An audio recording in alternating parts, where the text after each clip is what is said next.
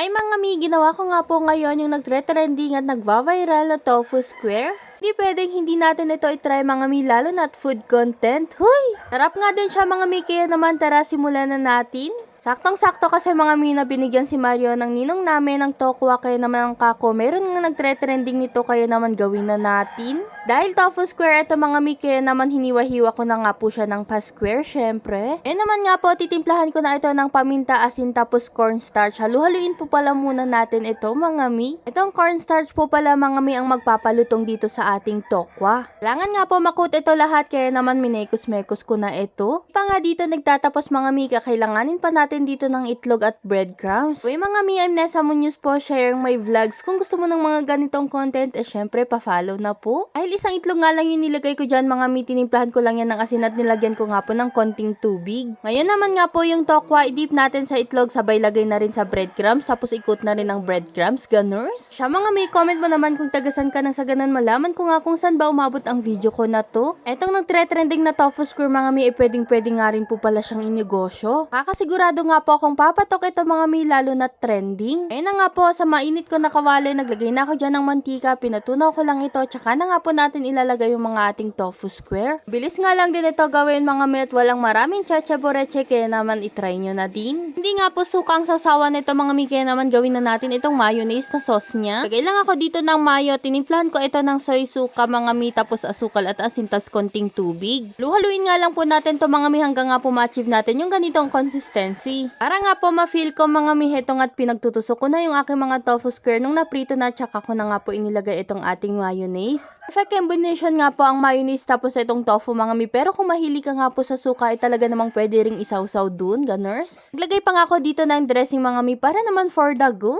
Para mas lalong sumarap at magkaroon ng lasa ba, ganers. So siya mga mi, ganun lang nga po talaga gawin itong tofu square na trending, kaya naman yun lang po for today's video. Salamat sa inyong panonood. Please follow, like, and share po. Bye bye, mua!